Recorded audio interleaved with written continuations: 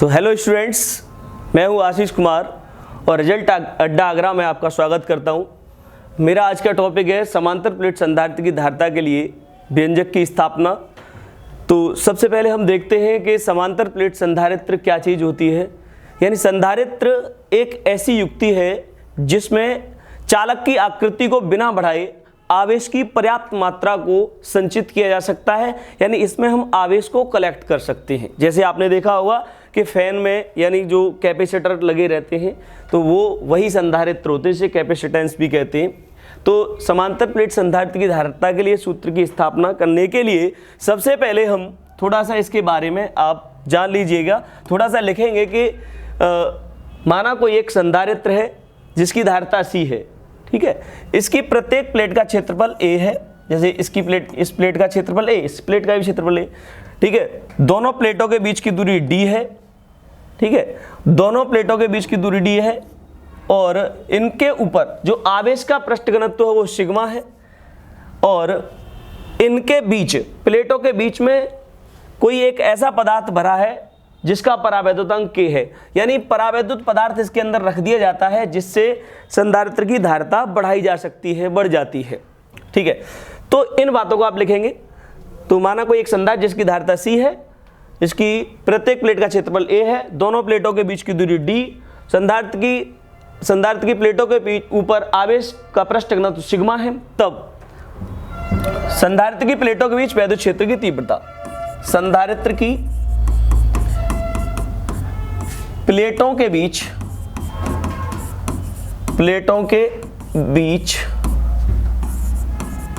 वैद्युत क्षेत्र की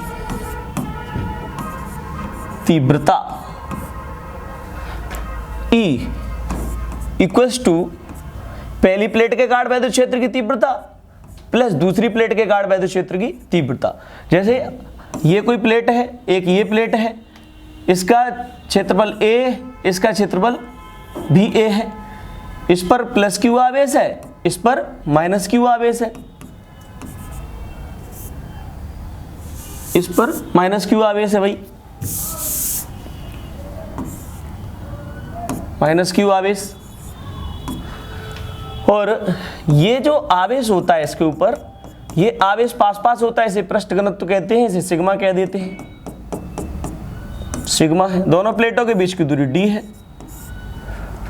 तो हम कह सकते हैं, देखिए आपने पढ़ा था पहले चैप्टर में कि ये एक अचालक आवेशित चादर के निकट वैद्युत क्षेत्र की तीव्रता के लिए सूत्र, तो E आपने यहाँ निकाला था, E बराबर sigma upon 2 epsilon naught k. तो इसमें दो प्लेटें हैं, एक ये प्लेट है, एक ये प्लेट है, इस प्रकार से रखी है। और इसमें इसके बीच में अगर वैद्युत क्षेत्र निकालेंगे तो प्लस Q आवेश काट वैद्युत क्षेत्र की दिशा ये और माइनस Q आवेश काट वैद्युत क्षेत्र की दिशा ये। तो दोनों दिशाएं एक ही समान है तो दोनों जुड़ जाएंगे। तो हम कह सकते हैं E equals to E1 plus E2। तो E इक्वल्स टू E1 की value sigma upon 2 epsilon naught के प्लस इसके लिए भी सिग्मा अपॉन 2 एप्सिलॉन नॉट के। बात क्लियर है। यानी दोनों प्लेटों के कारण वैद्युत क्षेत्र यानी E equals to sigma upon epsilon naught k और E upon sigma upon 2 epsilon naught k, ठीक है। तो दोनों को जोड़ देते हैं, E equals to 2 sigma upon 2 epsilon naught k.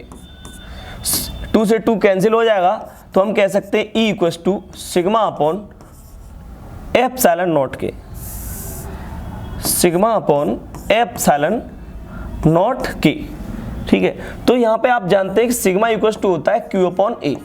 तो आप यहाँ पे लिख सकते हैं, चूंकि सिग्मा इक्वल्स टू होता है Q अपॉन A, तो आप कह सकते हैं E equals to Q upon A upon epsilon naught k. तो A नीचे आ जाएगा, यानी नीचे बंद करेंगे तो ऐसे क्रॉस मल्टीप्लाई। तो E इक्वल्स टू, नेक्स्ट लिख देते हैं, E इक्वल्स टू हो जाएगा भाई Q upon E equals to हो जाएगा Q अपॉन और A into epsilon naught into k, A into epsilon naught into k. ये समीकरण फर्स्ट बना दीजिए। और देखिए यहाँ पे देखिए, यदि प्लेटों के बीच के यहाँ पर आवेश प्लस Q या माइनस Q है तो इसके बीच में विभव भी होगा और बीच की दूरी D है। तो यहाँ कह सकते हैं कि यदि संधारित्र की प्लेटों के बीच विभवांतर V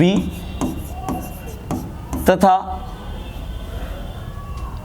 प्लेटों के बीच की दूरी D है, तब वैद्युत क्षेत्र देखें तो वैद्युत क्षेत्र का फॉर्मूला होता है E बराबर B/D। ये भी फॉर्मूला आपने देखा होगा। ये समीकरण सेकंड कर दीजिए, या इसे समीकरण सेकंड न मान करके अभी आप ऐसा करें, यहां से B निकालें, B = E × D। ठीक है, ये समीकरण सेकंड बना दो और समीकरण फर्स्ट से E का मान रख दो। समीकरण फर्स्ट से E का मान रखने पर, फर्स्ट से E का मान रखने पर तो आप कह सकते हैं फिर V = E की वैल्यू आ जाएगी Q/A × ε0 × K और इंटू D। ठीक है भाई, और ये समीकरण नंबर थर्ड बन जाएगा।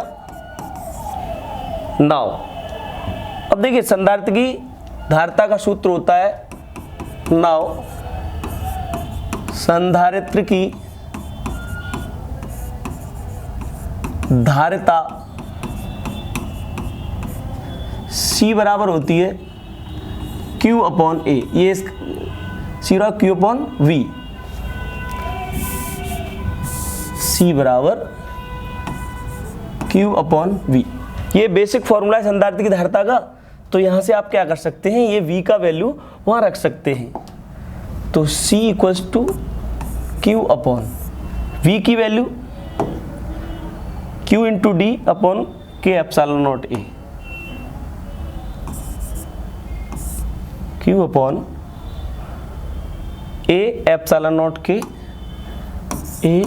ε0K × D। तो Q से Q कट जाएगा और ये आएगा C = K ε0A नीचे बचेगा D।